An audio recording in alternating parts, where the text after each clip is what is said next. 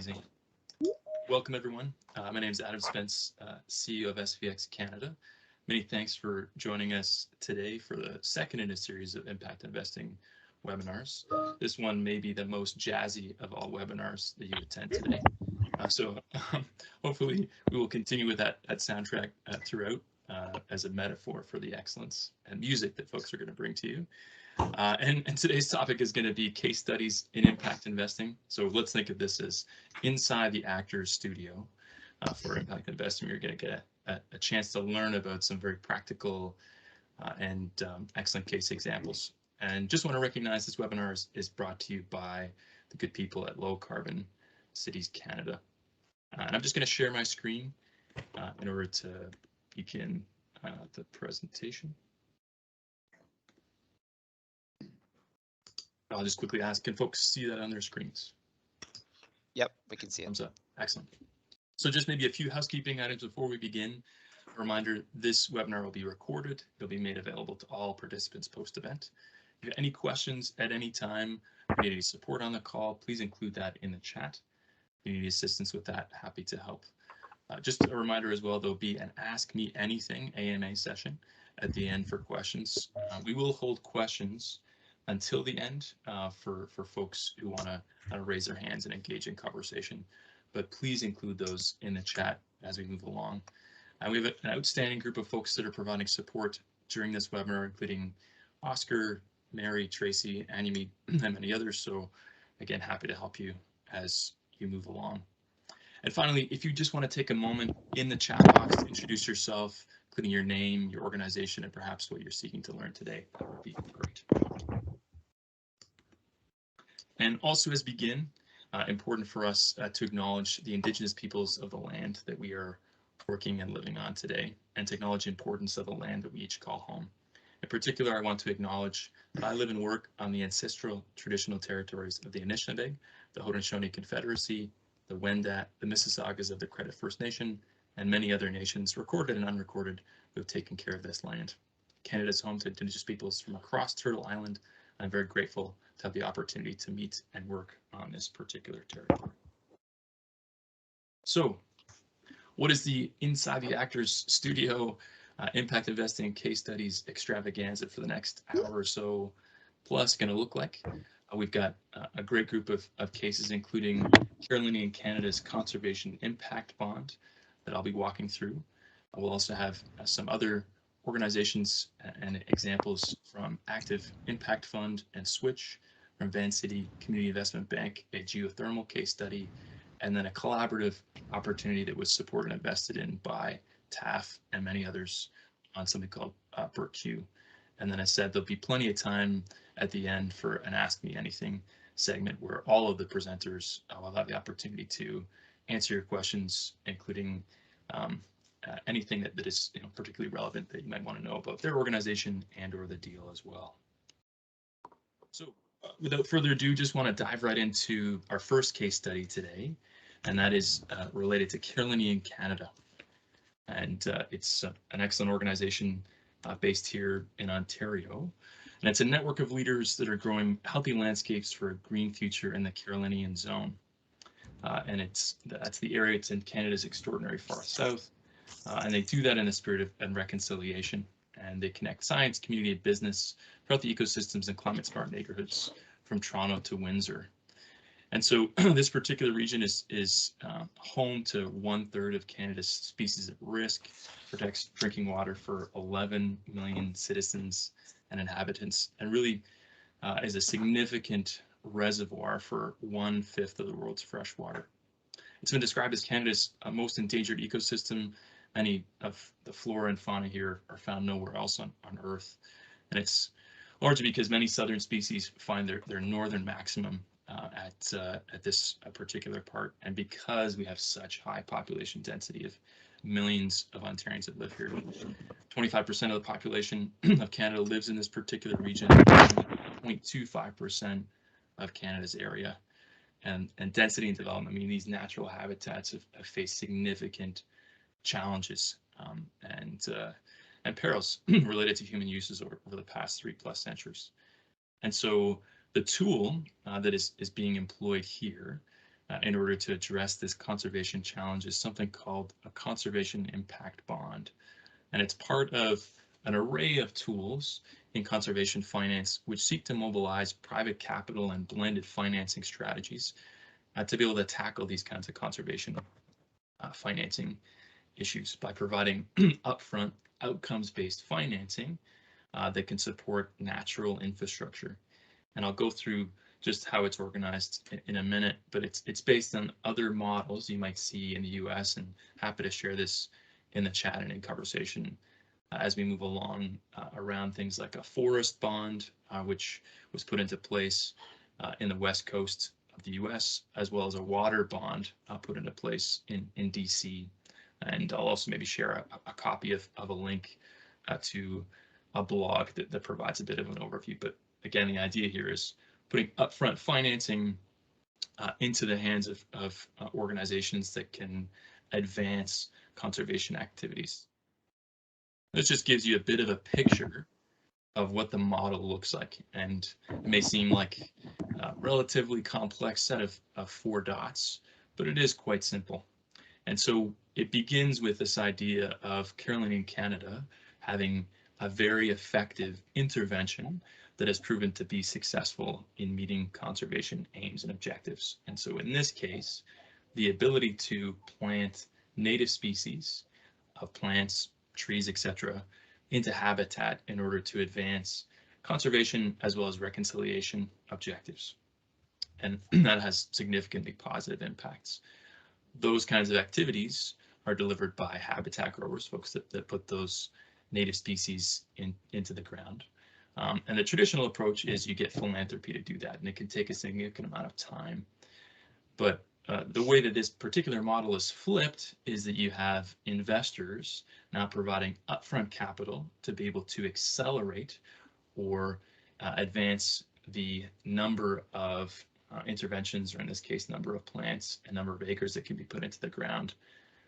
And on the other side, you have outcomes payers that are willing to provide both the financial return as well as the operating capital contingent on the success of that particular initiative. And in this case, and we'll talk about it in more detail, it's planting 25 acres or 100 acres of land, and that lender again puts that upfront capital into the hands of the organization with the guarantee that outcomes payers are going to pay those investors back plus their interest over time.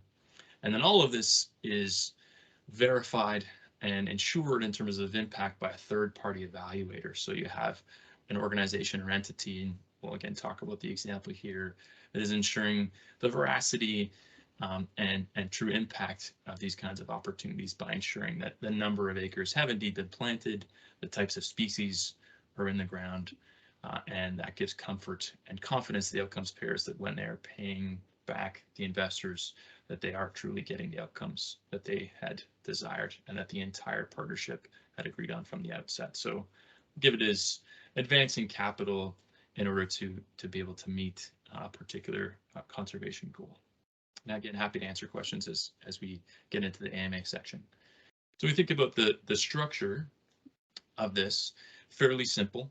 The idea over roughly a 3 to 5 year period is for Carolinian Canada to be able to raise at least $2 million in capital to be able to preserve, save, or rewild about 1,000 acres of land, and done in a number of different phases. One in a pilot phase 1, which was about $130,000 of investment capital and slightly more in outcomes funding or capital to be able to plant the first 150 acres.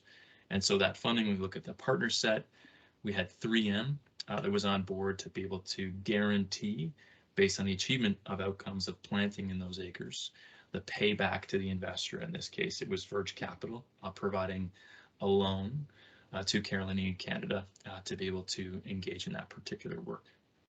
Then moving forward, it's now expanding into phase 2, which will have a larger scale of 250 acres, a larger set of investors. Instead of one, there'll be Verge plus other foundations, perhaps in financial institutions that'll be supporting that, as well as multiple outcomes funders that are again paying based on the achievement of success in planting. in that particular land in the Carolinian zone. And then you have the standard interest rate that goes back again to each of those investors, which is similar, about 5% per year for 3 years. Want to make sure we also identify within this particular partner set that there's a range of different actors that are supporting this. So Beyond Verge is an investor in phase 1 and 3M as an outcomes funder.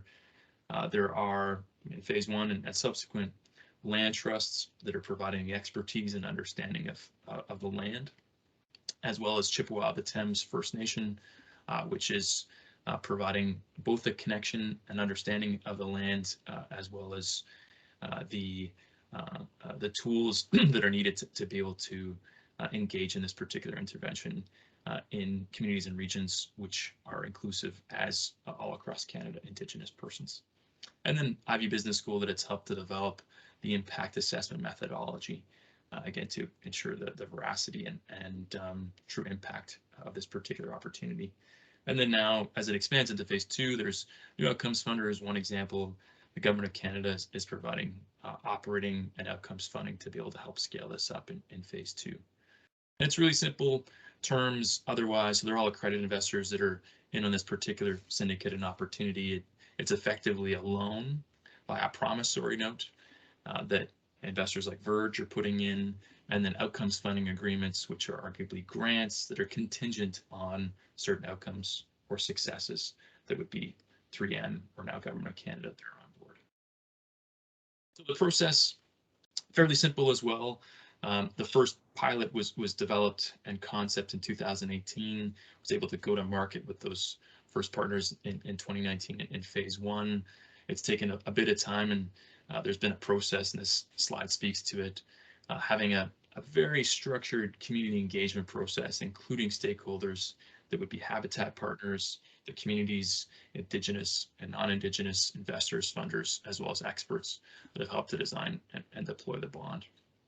At SPX, we've been very fortunate to be part of the structuring and development of this particular effort. And as said before, there's some blogs that you can see around the development of that. And then now moving towards the full deployment of this model in 2023, getting towards that $2 million. Ultimately, the outcomes on this, looking at phase 2 as an example. So the idea would be planting at least 250 acres, 2,000 plus native species, 100% native habitat improvement. So that the transition from non-native to return of native species. And the social impact also significant. Full and part-time persons employed both from the Indigenous communities as well as through the growers. A significant number of volunteers that have been engaged, as well as a range of habitat partners at an organizational level that are participating. I think finally, I'll maybe just speak to the insights, and then we'll look to pass it on to the next speaker. But I think there are many. These are just 4 examples. One is that, as described at the beginning, these kind of conservation financing strategies like conservation impact bonds can advance or accelerate the achievement of climate smart outcomes with very simple interventions. So putting plants in the ground or trees or other simple infrastructure, for example, around water conservation. So you can accelerate that with something equivalent to a loan. There's also a lot of interest in these kinds of initiatives, conservation financing like the bond. There are many organizations and individuals that have been knocking on the door of Carolinian Canada to ask how and when they can participate in phase 2, as well as in subsequent phases.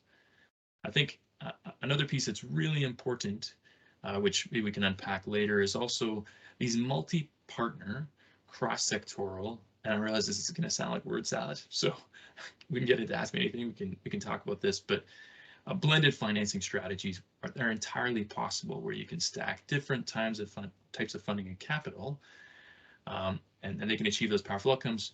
But on the other side, that complexity requires significant time and resource commitment. So there's been a lot of work that we've done, as well as Carolinian Canada, Verge, and others, as part of the partnership that have made it move forward, and that's pretty key. And then also technical assistance. So the legal, the structuring, the impact assessment, Indigenous relations, as well as community knowledge, which there's the application, for example, of 2-3-eyed seeing. It's really required for this kind of innovative financing, particularly where there's intersectionality with Indigenous communities. So certainly more insights from that, but I'll maybe just stop there as part of that particular overview, and it gives you hopefully interesting insight into that one model. And as said, we'll offer some further insights that you can share in the chat. So that's part one, first case study. It looks like we're doing well, pretty much on time, which is great. I'll pass it on, and as said, if you have questions in the chat, just put those in comments as well. Most welcome. But we'll move right on in the Actor Studio, and absolutely delighted to introduce Tom Bodez, who's General Partner of Active Impact Investments. So please join me in welcoming Tom to the virtual stage. Thanks, Adam. Grateful for the opportunity to be here, and I always wanted to be an actor on stage, so here's my big chance, I guess. Yeah, so I'm Tom Bodez. I'm a general partner at Active Impact Investments. We are a certified B Corp that is in Vancouver, British Columbia. We have two funds now, a total of $70 million of assets under management. First fund was a $10 million fund, and the second fund that we're deploying out of now is a $60 million fund. We are focused on climate tech, and in fact, I think at the size we are now, we are the largest fund in Canada that focuses on climate tech and invests at seed stage. There's other larger ones that invest further down the chain, but our focus is more at the early stage, and I think we're the largest at that stage, putting money into climate. Mainly, 4 different verticals. We're looking at clean energy and transportation, sustainable food and water systems, building infrastructure, and circular economy. So the case study that we're going to do is Switch, which is a company that is in the Toronto area and is in our first fund. So if we can just overview of Switch, I mean, basically what Switch does is, they provide electric vehicle charging infrastructure. So they provide both the charging stations and the software, and their focus is on multifamily, residential and commercial. And the theory there is, a lot of people, you always hear people talk about electric vehicles, like, oh, where am I going to charge it and how far will it go?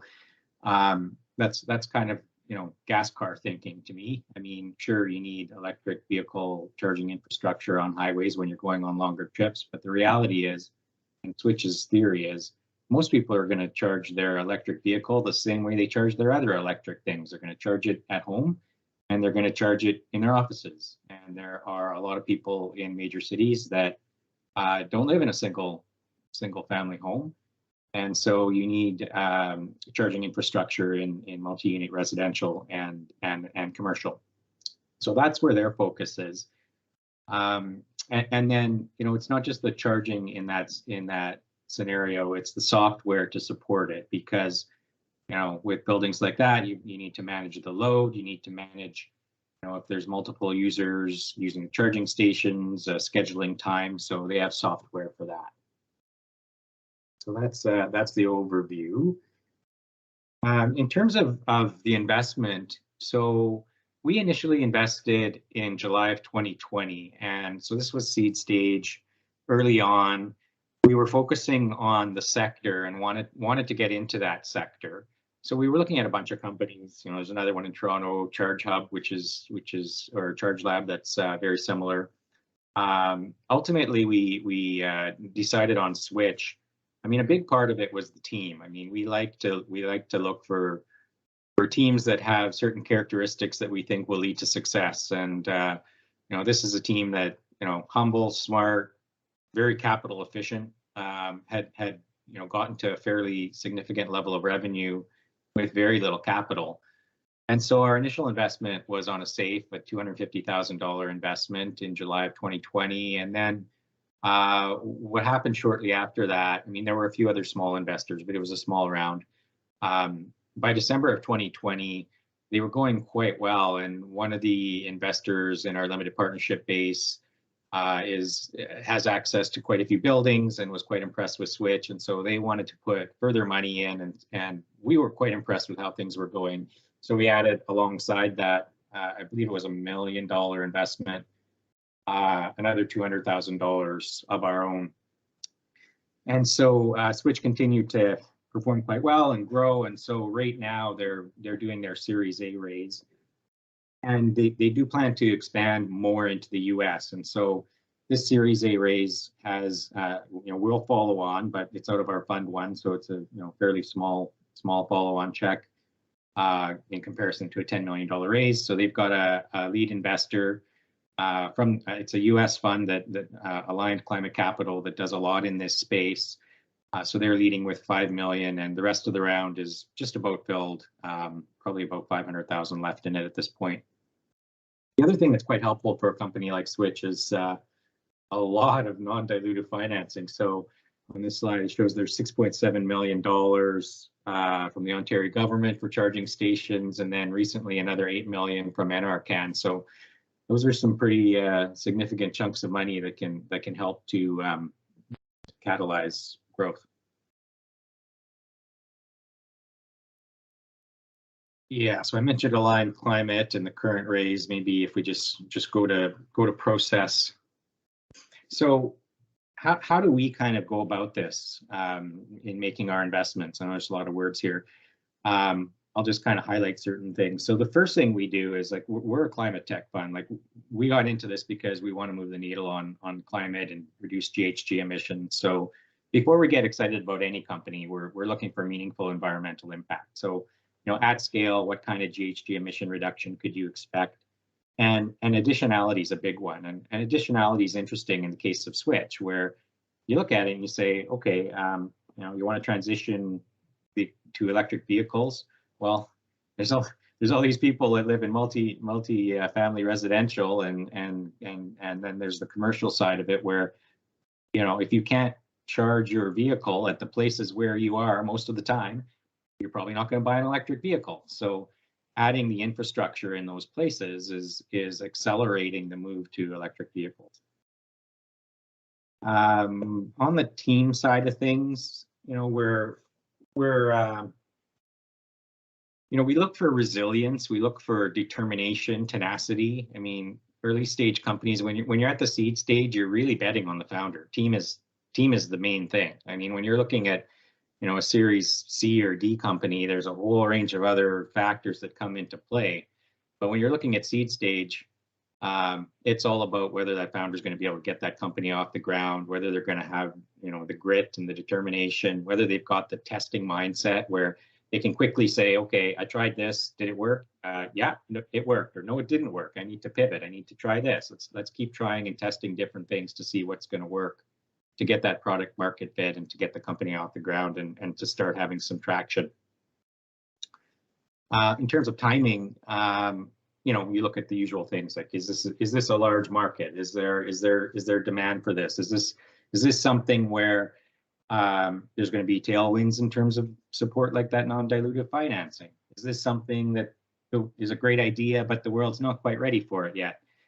We looked at a company quite recently, and they're doing something I love, and I want the world to do it, but the world doesn't seem quite ready for it yet. So, that's a factor you have to take into account, and companies like that probably aren't the best fit for a VC fund like ours, but maybe there's more catalytic type capital, and there's funds like that would be a better fit. And then traction. We want to see some early customer traction. We want to see that when we talk to customers and ask them, how's it going, that they're going to tell us, like, yeah, I couldn't live without this. This is a great product. We don't want to see something where there's a lot of churn. And we want to see sort of a easy, repeatable sales process. So thinking of another company that we recently passed on, which again, I love the concept. They built a big team, a smart team. Their monthly burn is a ginormous number. They have to sell into a market where the sales cycle is really long, and they don't have any contracts yet. And I'm not sure that company's even going to get off the ground before they run out of money. So, something like Switch, on the other hand, is much more easy, repeatable sales process. And if we have Mike Winterfield, my partner, has quite a long background in sales, so he spends a lot of time sort of working with the sales teams and making sure that the company has that in place so that it can get that early traction, get it to the stage where Series A investors are going to be looking at it and beyond and saying, wow, this company is really taking off, and more capital can be attracted to support it. So yeah, Switch, as of the end of last year, revenue was up 371% from the time we had first invested in 2020. So quite happy with that. They did 421 charging stations added in 2021. They were at 797 by the end of the year. Now I think they're actually already pushing 1,000. Yeah, and in terms of impact, we don't have specific numbers there, but we track. Main thing is the CO2 emissions mitigated that otherwise wouldn't have been, based on number of charging stations, and the assumption that without those charging stations in those buildings, you were going to have gas vehicles. So just closing the Series A now, and really with that $10 million, a big focus on pushing further into the United States. They're currently in Toronto, they're in Vancouver, they're in a few places in Eastern US, but obviously a huge market in the United States that they can go after. And yeah, I guess that's looking forward to questions about it, about our process, or about anything that's interesting to you from what I went through. Wonderful. Many thanks, Tom, for those insights and that overview. And as Tom said, if you have any questions, then please feel free to put that in the chat, and we'll get to that in the Ask Me Anything portion. So up next case study and conversation we want to go through, next actor inside the studio is Jonathan Frank. And Jonathan is the head of clean energy at Van City Community Investment Bank. Please join me in welcoming Jonathan to the virtual stage. Hi, everyone. Thank you for having me here today. It's great to be part of this great conversation. I've loved the presentation so far, learned a lot, and looking forward to the ones to come. So today I'll talk about a project we have been working on. I'll go to the next slide, please, with Forum Equity Partners and Subterra Renewables. And this is an example of one of many we're doing in this space. I think this is a good indicative example of where, as a bank that is mission driven, we are providing some support in areas that are underserved and are helping really accelerate a market that has great potential to drive meaningful emission reductions.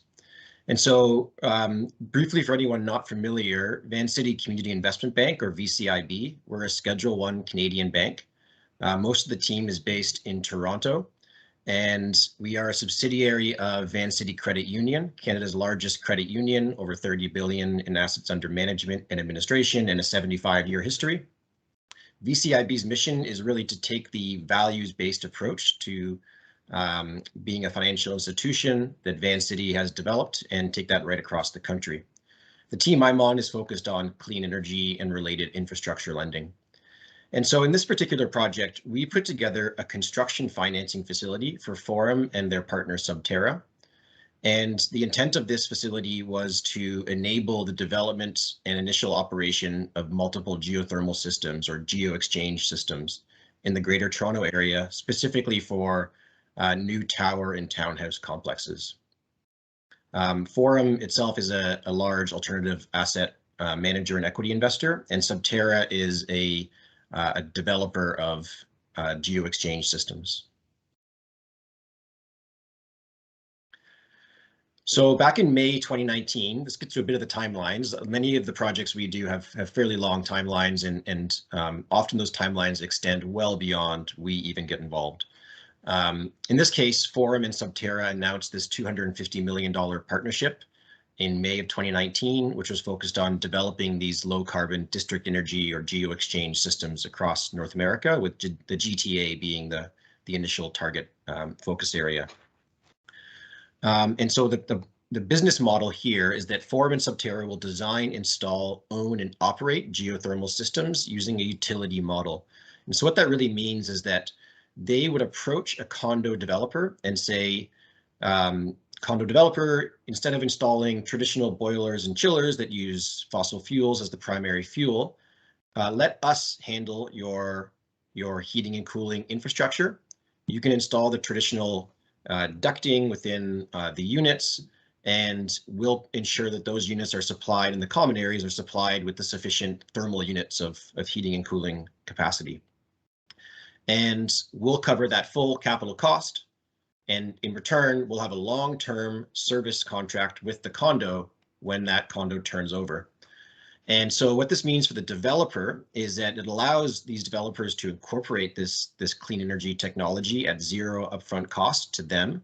It allows the owners, when they buy those units, to save on heating and cooling bills from day one, and avoid the carbon associated with traditional systems. And because the only energy input on these systems is electricity, once installed, they are net zero ready as the grid decarbonizes. Hopefully as the grid decarbonizes based on all the work that us and others are doing.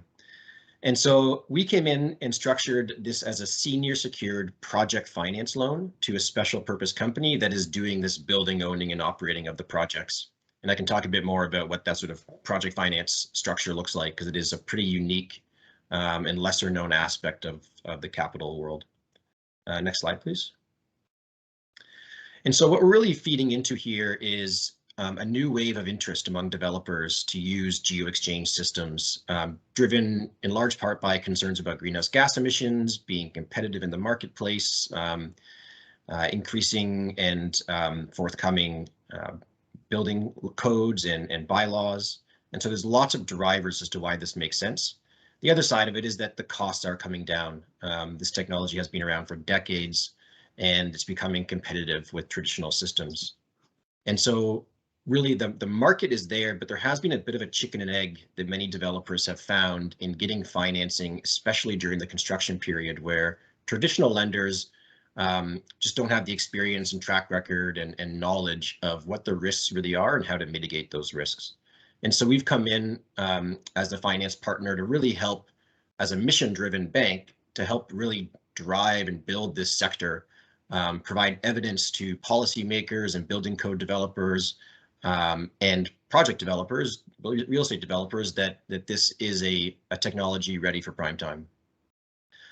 And we've done this, and I'll have a slide a bit later on that shows just how we're doing this under in a way that's sort of flexible across different types of buildings, as well as different types of business models. Next slide, please. So in this case, this is a interesting facility, and so in this case, I'll give the example of a single project. The way this facility works is that Forum and Subterra can come to us on an ongoing basis up to a certain committed capital amount, and apply to have new systems, new projects added in. And so each individual project varies in size and outcome. On average, is typically about 450 to 550 tons of CO2 equivalent emission reductions per year. And then these systems, of course, will operate for 30 or more years. Typically, the long-term contract in place is for 30 years, and then renews. These systems are expected to last as long as the buildings with proper maintenance. And so we're doing this emissions reduction analysis based on comparison to a conventional system. And so, as I mentioned, the only real energy input once this is built is electricity from the grid to run the pumps and fans and keep the system moving. And so as the grid decarbonizes, or if you're in a less carbon intensive grid already, then there's a pathway for this to be a net zero heating and cooling system.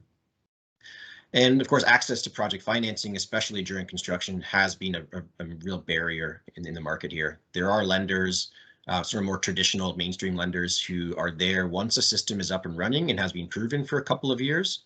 But getting to that point has been a barrier.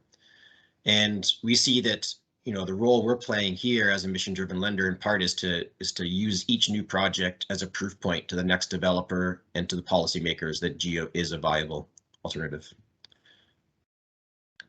Next slide, please. So I think this is probably a common theme with the other presenters today, which is that we're always looking for projects that are replicable and scalable. If we're going to put a ton of effort into $1 million project, or in this case, even maybe smaller, the fourth bullet there, we want to know that we can do many more of these, that there's a pathway to 100 million plus of these types of projects, both in Canada and around the world. And so we've now been building a track record in this market. This is a sample of some of the deals we've done, not including the one I've obviously this is sort of based around the forum one. So these are 4 additional ones we've done. They're right across the country. And what's unique here is that the business model in each of these is a bit different. So in the first case, the $3.8 million deal, this is our most recent one. These systems were actually built about 15 years ago. So a real estate developer came in and did a subdivision and installed Geo. The real estate developer was owning and operating those assets under this utility model. They said, you know, we've been doing this for 15 years. We'd like to free up some of our capital and go build some new projects. And so they found another investor who was interested in buying those projects. We were able to come in as a lender to provide debt capital for that acquisition. And in doing so, we were able to conduct detailed technical, financial, and legal diligence to prove that these systems have been operating successfully for 15 years and will continue to do so with appropriate maintenance for the next 20, 30, 40 years. So it's a valuable proof point that even systems that were built as many as 15 years ago continue to operate successfully. Not to say that every single one does. That's why how critical diligence is. But it's a good proof point that these are long-term infrastructure assets. The second one is a similar model, but we came in a bit earlier. So it's a geo utility model. Our client here went into this new build community during construction, these subdivisions, and drilled all the boreholes necessary for the geo project. When the homeowner bought the home, they bought the house with a heat pump instead of a natural gas furnace. And instead of getting natural gas from the local gas utility, they instead have a long-term geothermal loop access agreement, which allows them to access that loop on the property and thereby lock in low-cost, long-term geothermal for that house. Interesting anecdotal note. One of the things that the homeowners talk about in this community is just how quiet it is during the summer, especially. There's no buzz of AC units, and so it's really sort of a nice side benefit. The next one was actually for retrofits. So this developer, this contractor in Montreal goes into individual homeowners' houses, rips out their old furnaces, in many cases oil furnaces, installs all the equipment, owns all that equipment, and finances it with us, and then the homeowner pays monthly payments under a contract. Similarly, I actually went and visited some of these homeowners. This was the first geo loan we ever did under CoPower. And I thought the homeowners would talk about how much they felt good about being green and reducing their carbon footprint, but that was actually item 4 or 5 in their list. They talked about the comfort in the home. They talked about air quality being better. It was quieter. That spot in the corner of the house that was always cold is now consistent. And they're saving money. And oh yeah, it's great that it's green, was sort of an afterthought almost. The last one is, it's a small one, but it's worth mentioning because it's a different business model. In this case, the condo developer included the construction of the geo system as part of the general building contract. At condo turnover, we provided a loan to the condo corporation to purchase the geo system off the developer.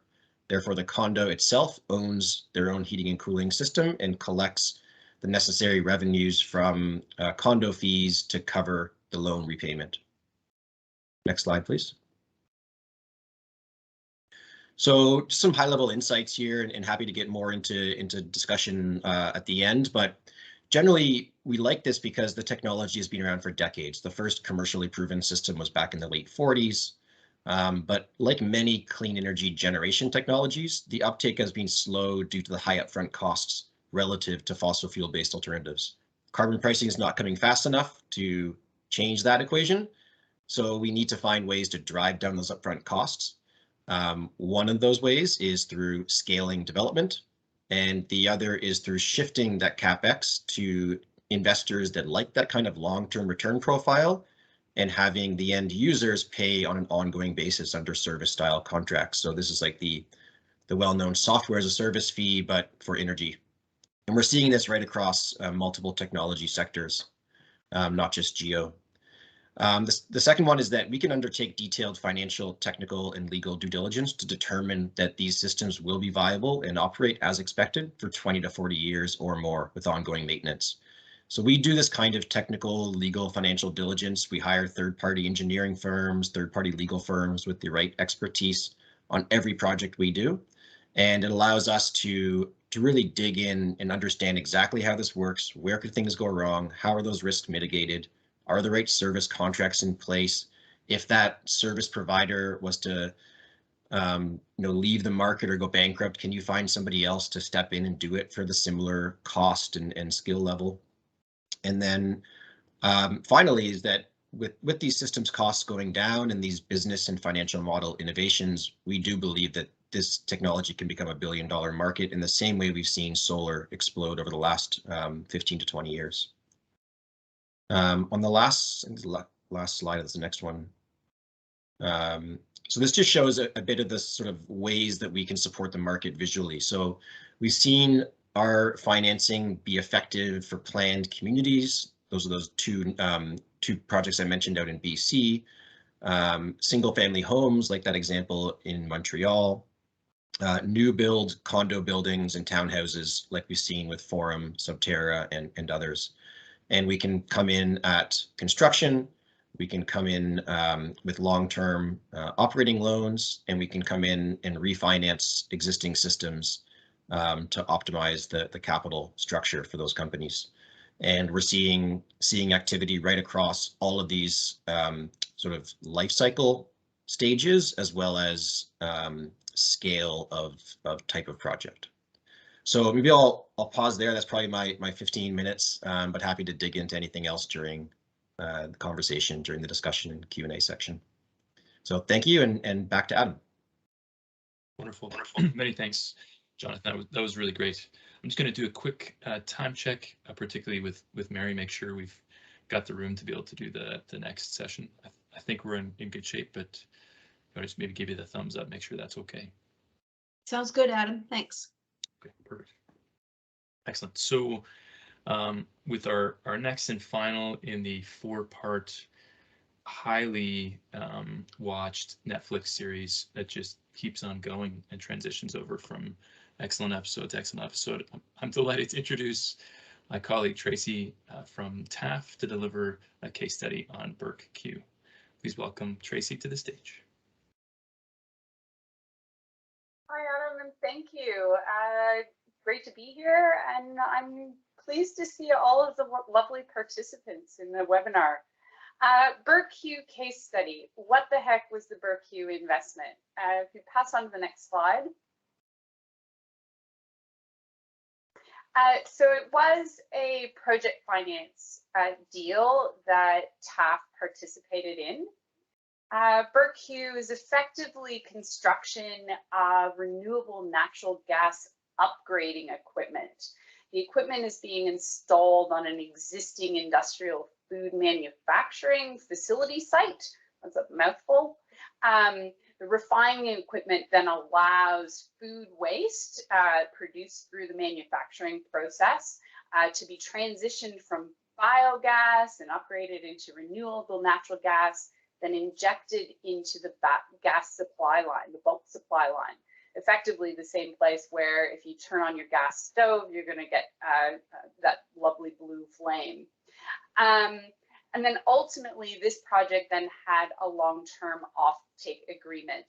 What's interesting, and I'm dig into this a little bit more as I get further on, in Ontario currently, we don't have a market for offtake. We can't sell RNG here locally.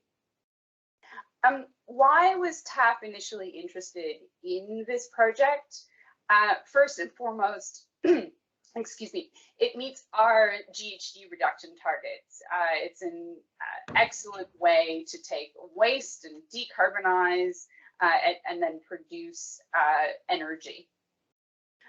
Similar to the Geo Exchange, excuse me, technology that we were talking about in the last case, it's proven technology. TAF is a little bit shy of really super early stage or seed investments when we're not sure about the technology or there's still a demonstration requirement. Renewable natural gas and upgrading equipment has been around for a very long time. But what's important with this is we were excited because it's never been used in a commercial context in this way in Ontario. So even though the technology was proven, we were going to get our foot on the ground in something new, again, locally. And then this really follows on to the third point, that it was going to show the feasibility, both financially and project-wise, and hopefully support TAF's other activities related to policy advocacy and the other work that we do. Next slide, please. So what was the structure of the investment? It was primarily structured as a loan. There was a senior debt component, and then TAF, along with our partners, which were Verge, London Community Foundation, and Hamilton Community Foundation, provided the investment for the subordinated debt. What's interesting, it was an unusual structure in that, in hindsight, the developer and the senior debt provider and other participants suggested that they wouldn't do the senior debt sub-debt structure again, because effectively the sub-debt was kind of acted like quasi-equity when everything rolled out. And it became a little bit complex when the deal started to get more and more complex, when we started to see some challenges with it. But effectively, the project was supposed to be valued at 6.45 million. A significant chunk of that was the senior debt. TAF provided about almost 50% of the sub-debt.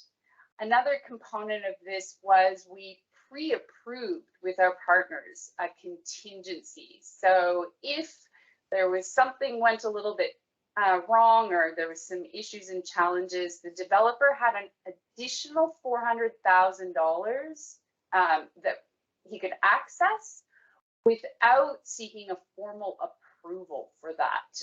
It was effectively already built into the deal if it was needed. Next slide. So what happened?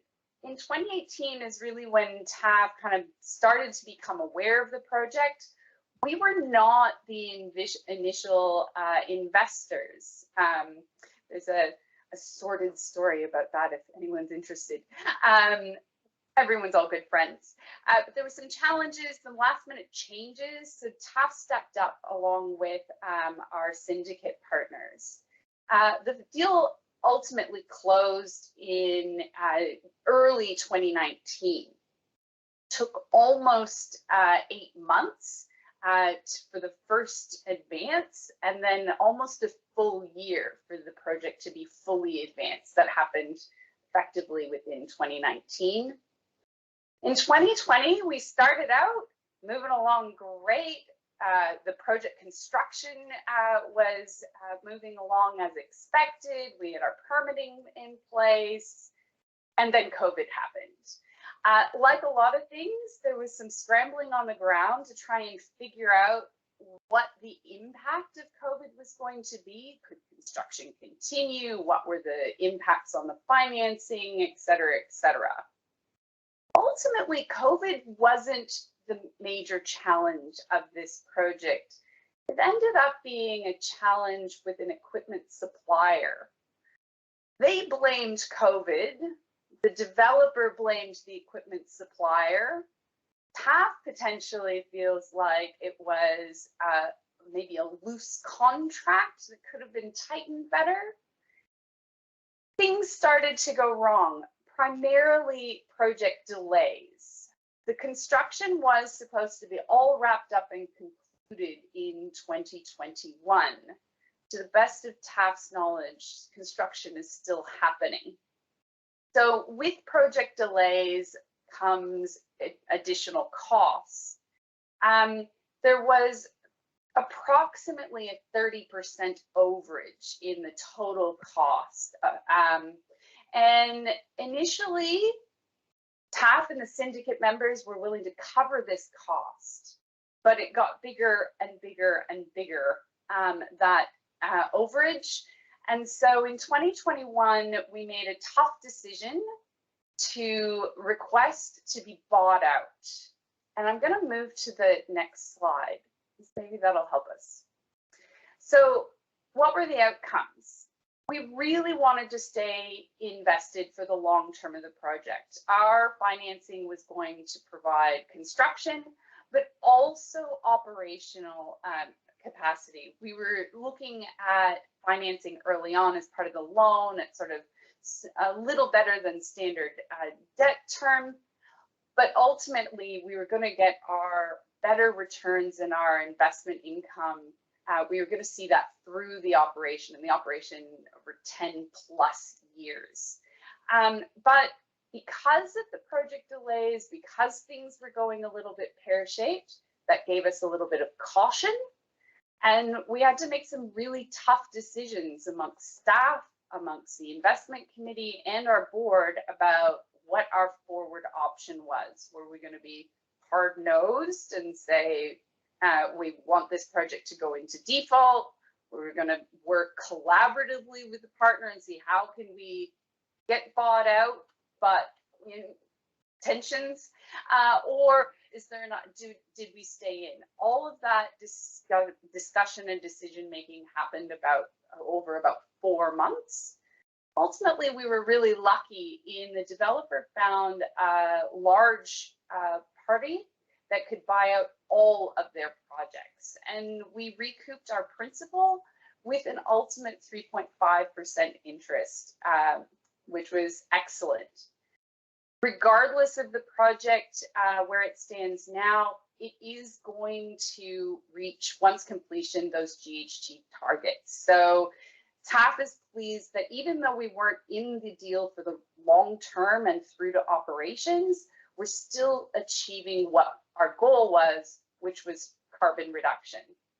And then ultimately, we also managed to get some great learnings. We also had strong support from our partners, and the syndicate members all identified that they would work with us and invest with us again based on the outcomes. So that was really exciting. Next slide, please. Final insights.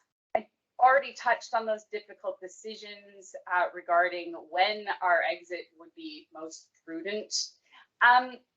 We identified many of the risks during our due diligence that did eventuate: project delays, challenges with the contractor, various different issues, and there were plans for mitigation in place. Despite the options for mitigation, not everything can be risk-free.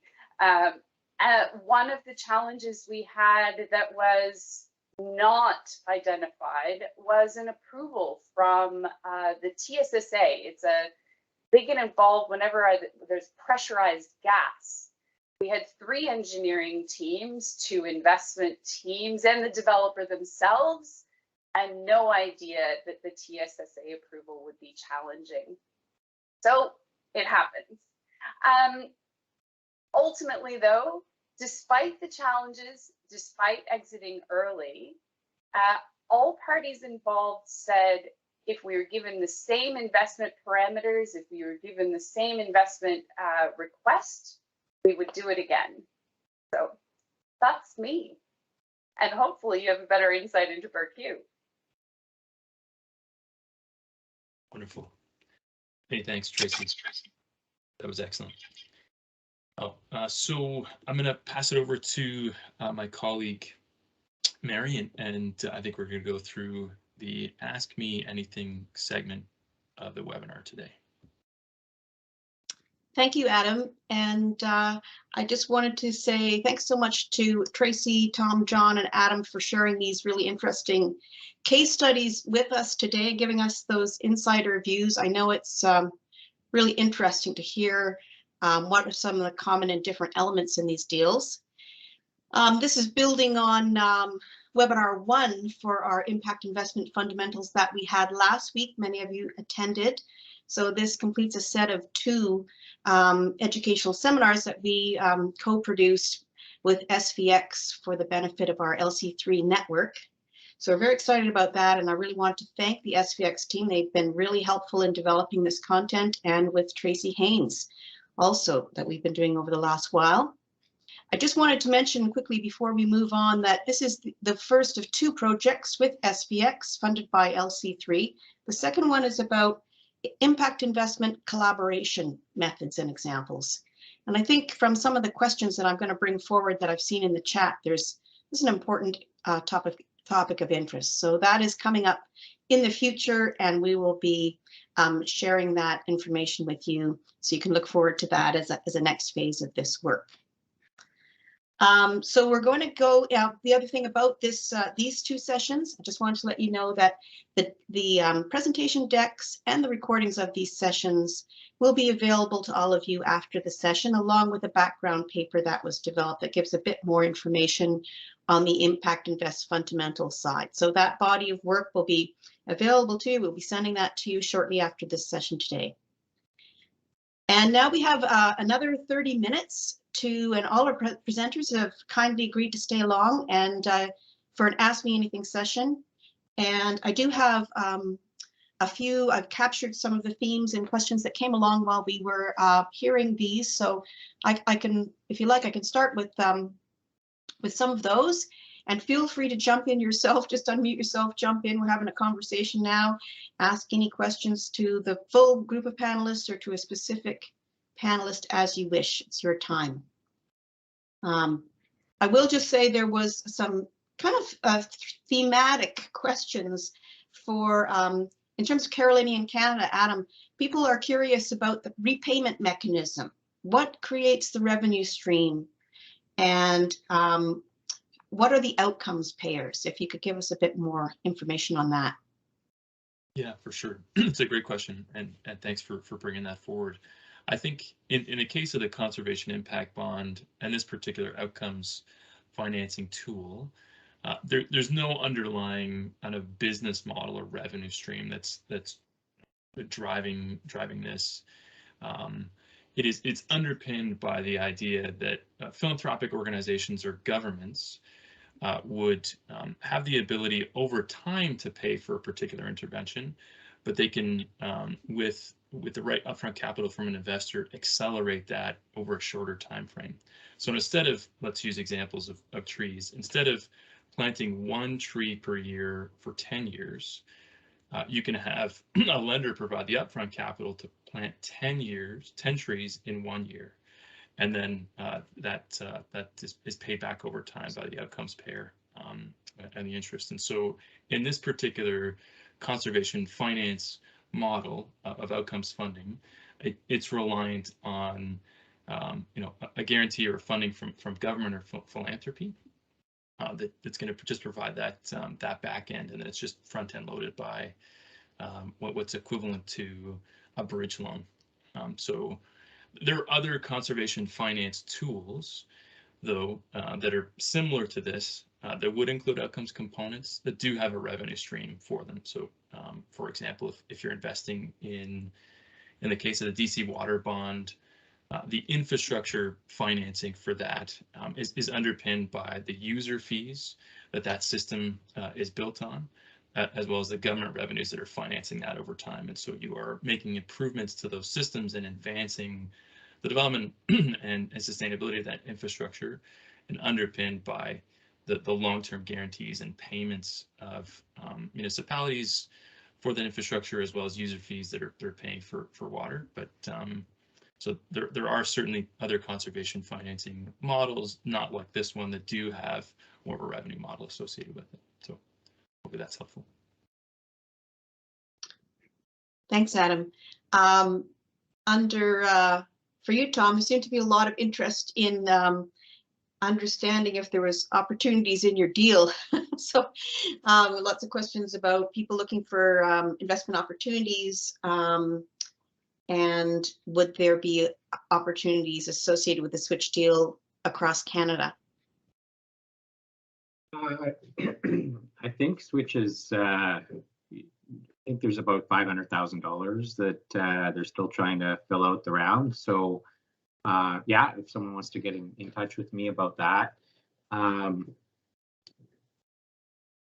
Any of our deals really, I mean, what typically happens is, you know, we've done 22 different deals now, companies, and whether it's the original financing or the follow-on financing, there's always a group of people getting involved in the investment. And so we'll usually look first to our own limited partners, because we have some limited partners who like to participate in the deals as well. And we'll also look to bring on strategically valuable investors, whether it's, in the case of Switch, Aligned Capital has a lot of experience in that area, or there's another large co-investor coming into that deal that has a lot of buildings. So that's kind of how the rounds get filled out. But yeah, there's also opportunities for, I have lots of relationships with people that are interested in the space we're in, and say, hey, if you ever have a deal in this space, please get in touch with me. I'd like to invest in that area. Great, thank you.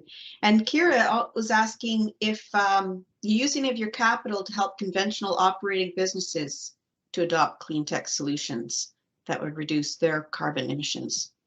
Yeah, so our objective is to invest in early stage companies that have solutions, not to provide money to existing conventional businesses. But that's actually exactly what a lot of those companies we're investing in are doing. So, for example, I'll throw a few examples out. So Audet is a company that if you have a big portfolio of large commercial buildings and you're looking to decarbonize those buildings, Audet provides a software tool to assess those buildings, provide you with a roadmap for how to decarbonize it, capital planning tools, etc. So that's helping a conventional business. Or Aquacycle, bioelectrical wastewater treatment technology.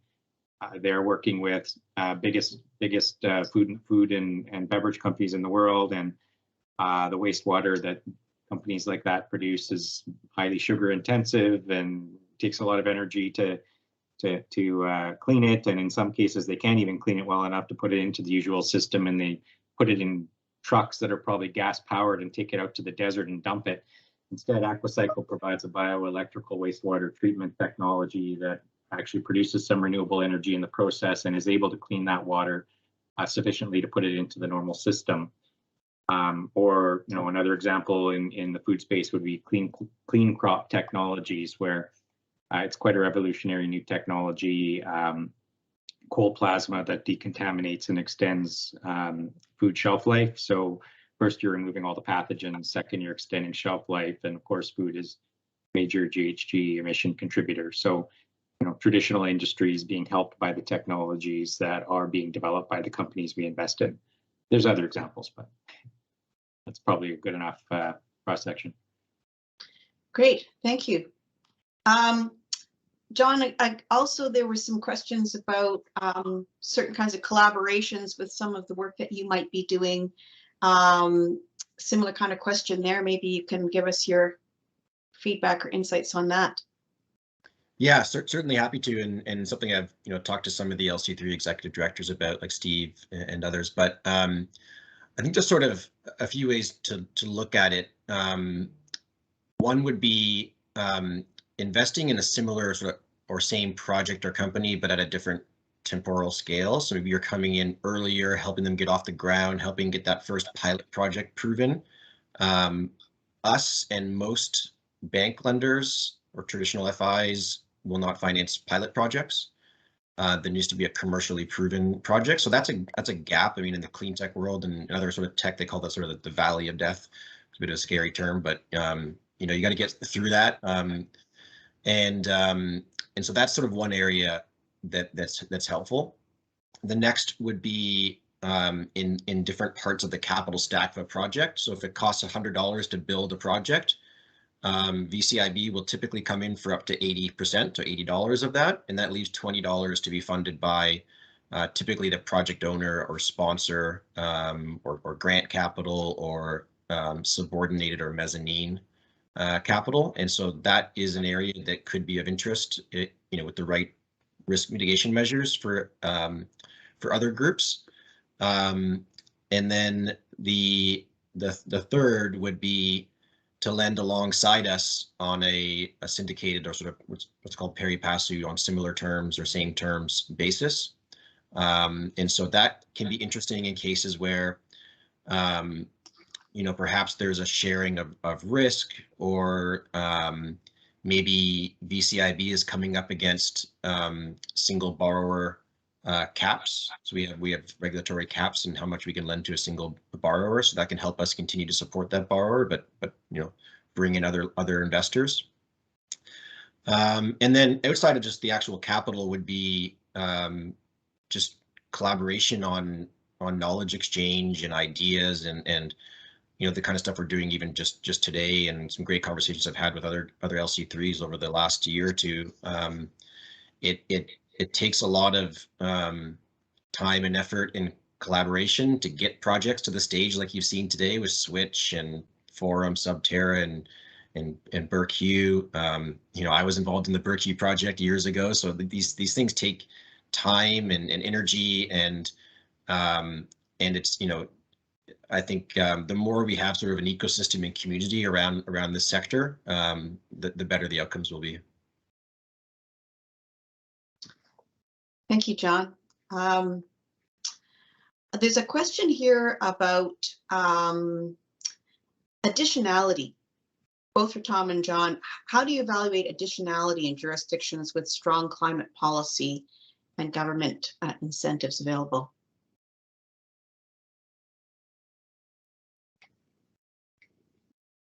I can take sorry, Jonathan. Do you want to take that, or go ahead?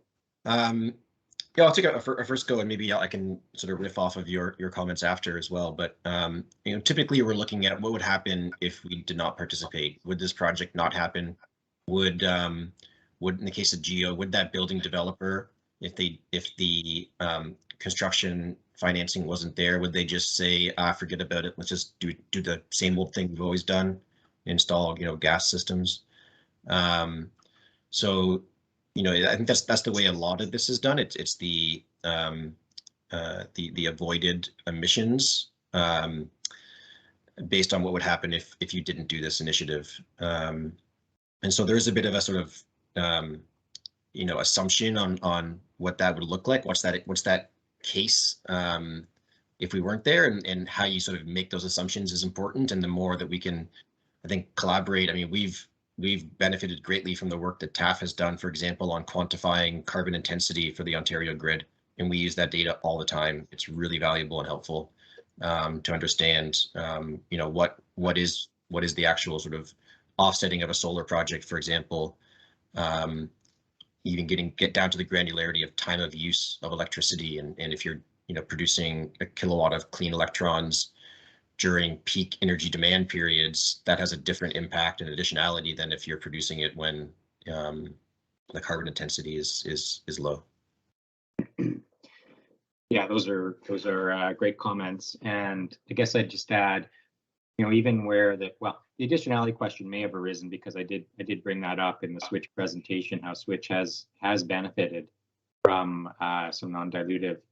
Honestly, that was probably, if I think about our portfolio, that was definitely towards the high end of how much government support there would be for companies in the portfolio. And even in the case of a company like Switch, I think, the fact that there is government support or incentives doesn't necessarily mean that something's going to happen. I mean, there's still a lot of other capital needed to move a project forward, and so I don't really view the government support as something that takes away from the additionality analysis. It's just that, you know, a great situation when you have a company that is putting a solution out into the world that is going to result in additionality, and in addition, it's getting some support from government. Great, thank you. Alex had several questions for you, John, about the construction financing facility. Maybe we can take them one by one. He had 4 specific questions. And Alex, if you're still here, feel free to jump in too. The first question was, what are the typical interest rates attached to these loans or credit facilities? Yeah, so a lot of these are great questions, Alex. A lot of these, it's hard to sort of speak to the specifics of these projects due to confidentiality. I can only share what's, you know, what our client has agreed to be shared publicly. Obviously, it should come as no surprise that if you're lending to a project and there's construction risk, it comes with a premium. So there's typically, I mean, it varies across sectors, which is why it's difficult to even talk in generalities, but you might be looking at, you know, 100 basis points and up as a sort of construction interest rate premium. And then typically once the project has been operating for a reasonable amount of time, and reasonable is subjective to the technology and the use case, then typically the project can command a lower interest rate. The second one there, how long are these loans provided for? So in the case of Geo, it's pretty unique because it's a much longer construction schedule than most projects. So in the case of Geo, the Geo developer is typically going in there before the condo developer has even broken ground. So you're going in and drilling all the boreholes, leaving sort of stub ups or rough ups, and then the rest of the work starts. So you're in there often 3 years before the condo is occupied. So that's a pretty unique case. In most projects we do, there's you know, 4 to 12 month construction timeline. That's more common. And then the amortization periods is a great question. So so once a project's up and running, we typically try to amortize it as long as we can. And what that usually looks like is what's the term of the underlying revenue contract. So to use the Geo example, they typically would have a 30-year contract with that condo to sell you know, thermal energy. And so we would look at that 30-year contract and provide some buffer to the end of that. So call it 25, maybe 26, 27, 28 years, something like that. Some slight discount to the full term, and then we'd amortize it out that long. And then to provide the most effective interest rates during that term, we often provide shorter fixed rate terms, similar to, you know, a regular mortgage. So what's common is a 5, maybe 7-year fixed rate term, and then that longer amortization. It does open up the borrower to a refinancing risk, and, you know, for heading into a rising interest rate environment, what does that refinancing risk look like is something that's critical to evaluate to ensure that both as the lender or the investor that we can be successfully refinanced and still have the project remain intact. What it offers for developers in the case of Forum and Subterra, for example, is that over that 5-year term, they're likely building up a large portfolio.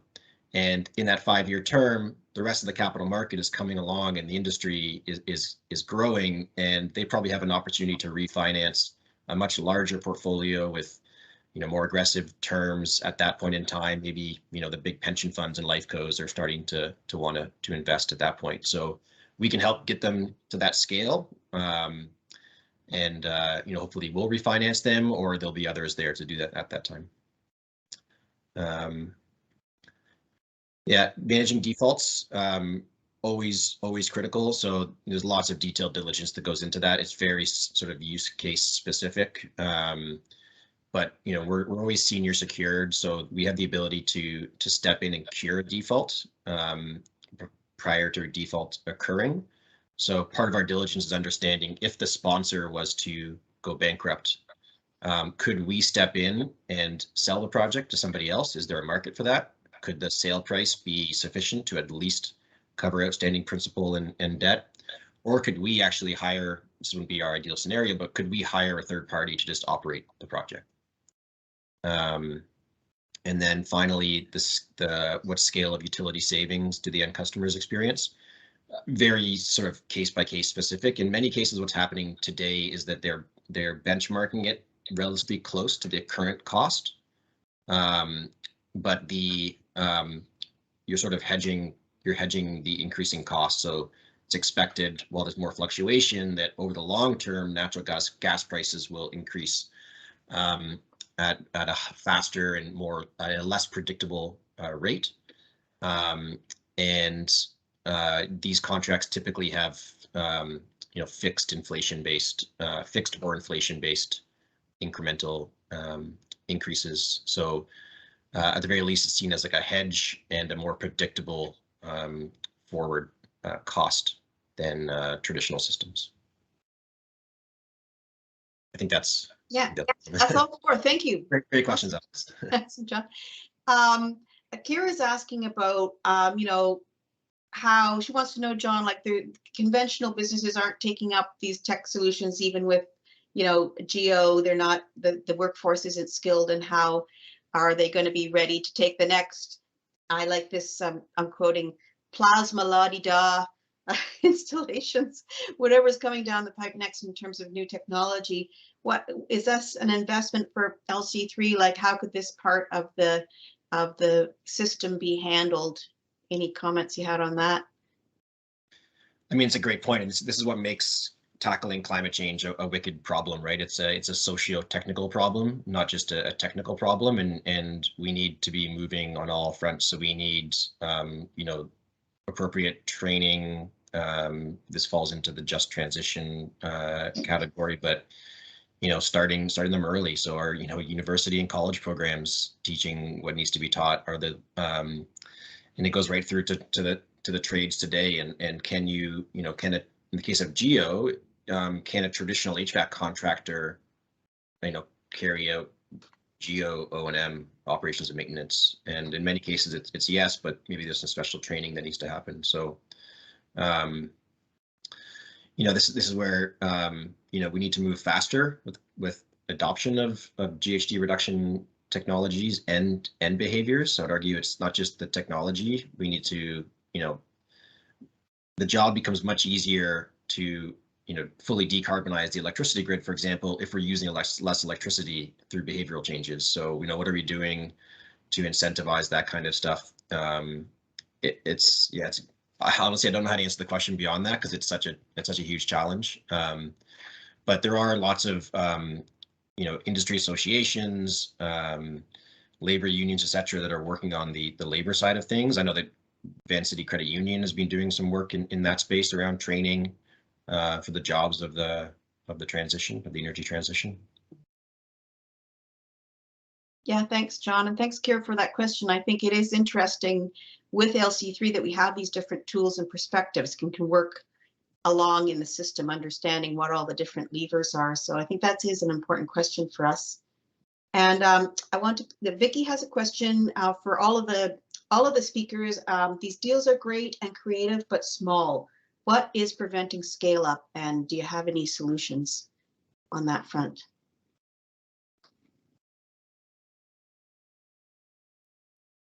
Maybe happy to take a first crack at that, although Tracy, Tom, Jonathan probably have better solutions, better answers. I think maybe there's a few questions around the novelty of a number of these innovative financing tools. They're often pilots, or in some cases proof of concepts, and so until we can scale, until they can be proven to be successful, it can be challenging to scale following proof of success. So that's almost a contingent.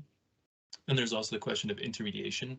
Are there enough qualified intermediaries to develop innovative financing tools for larger or aggregated projects, enterprises, or organizations? And so I think that's maybe a key feature. and then I think there's something to kind of the natural evolution of an availability of climate action opportunities. Like, do we have enough, or an investment pipeline of opportunities that can get us to greater scale? So are there enough building conservation opportunities or other climate action opportunities that could be capitalized?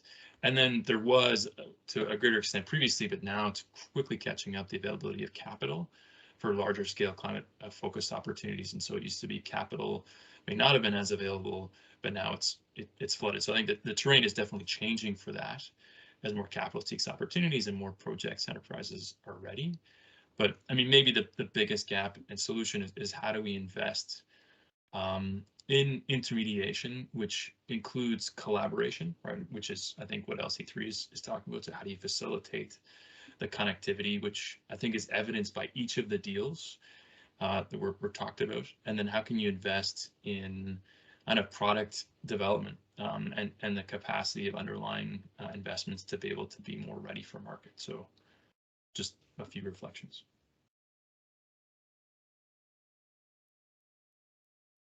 Thank you, Adam. That was great. Do any of the other panelists want to just add anything on that point? And then Melina has a follow-up, I think. I mean, I agree with what Adam said. I think that's a great point. I think also, success begets success in these markets. So, every project is a proof point for the next one. And if one project can lead to the creation of 2 more and those 2 to 4 more, you start to get some scale. I think there's also the sort of, thinking about just technology adoption, there's a, well-known technology adoption curve that seems to be pretty applicable across multiple markets and technologies, where you have your early adopters, your early majority, your late majority, and then the sort of tail. I think one area that could be interesting for the LC3 network to think about is how do you actually front end the tail? And there's some groups in the US that are doing this. I think it's called One Grid or Off the Block or something. If I can find it, I'll circulate it to SVX and TAF here. But essentially what they're doing is multi-solving, which is part of the sort of theory of change for the LC3s, which is how do you solve, for example, energy poverty and climate at the same time? And I think if you look at the tail, who are the typical late adopters of clean energy technologies? And it tends to be lower income communities. So can you create structures that actually serve those communities first?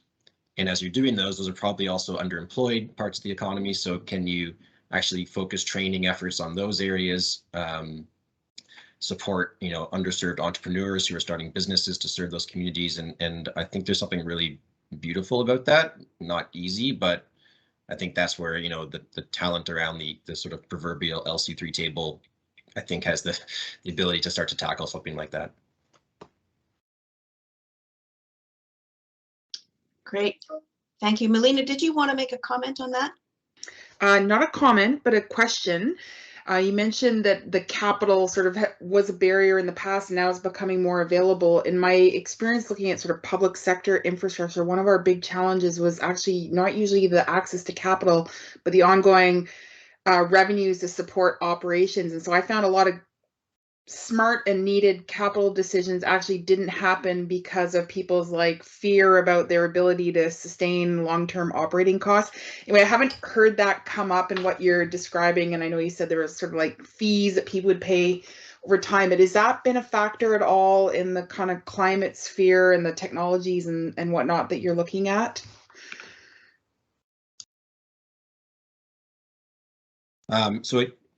I can take a first response there, which is that in every project we're doing, we do detailed diligence to understand what are those long-term operating costs. Are they variable? What affects that variability? Is it just inflation? Great, you can throw in inflation assumptions and sensitivity analyses into your forecast. Is it that sort of switching cost? So if is the first operations or service provider, maintenance provider giving a sweetheart deal that will never be matched in the market if they go away? Then the other is ideally you've got a project that has a long-term contract that gives you exactly how much you get for whatever unit of service you're providing, and then you can do diligence on what's the capability of providing that unit of service, whether that's a kilowatt hour of solar or a BTU equivalent of Geo. And when you sort of start to put all that together, you can say, well, yes, this is a highly predictable revenue and operating stream.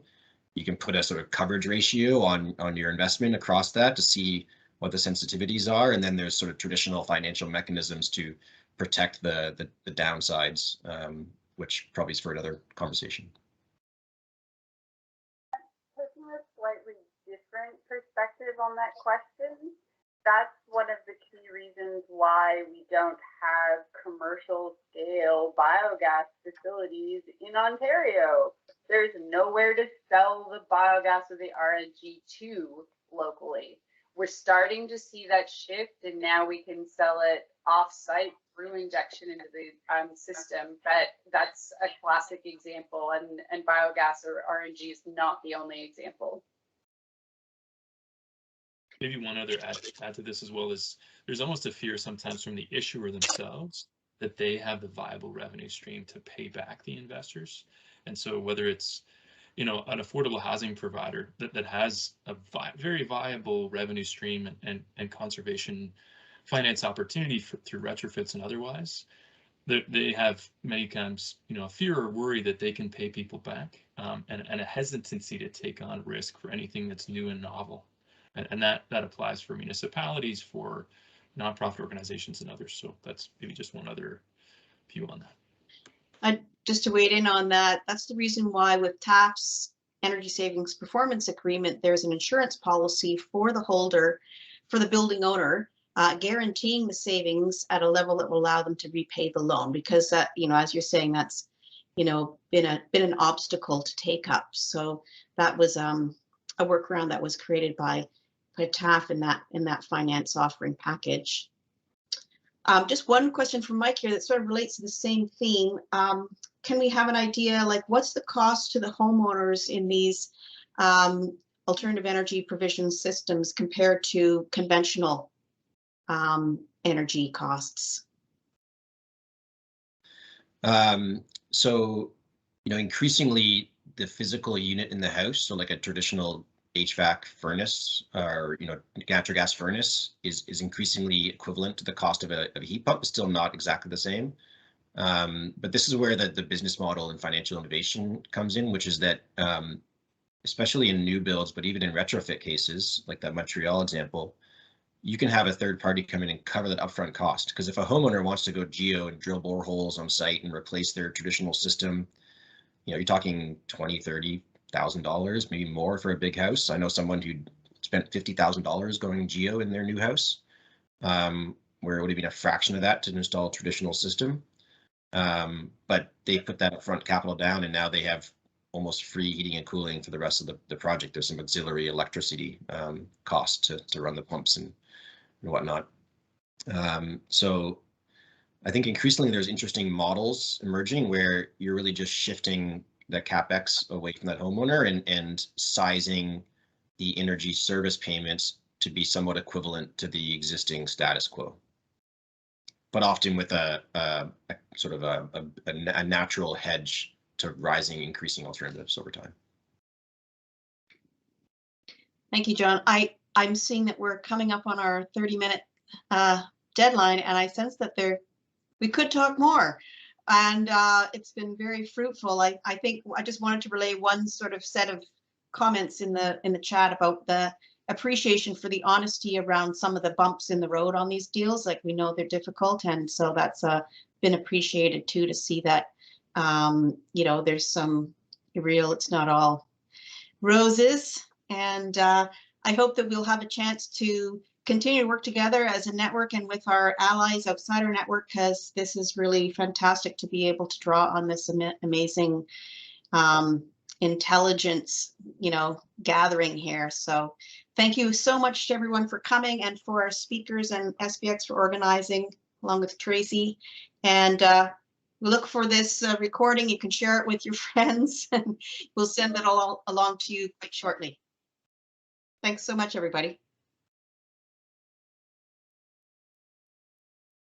Thanks very much.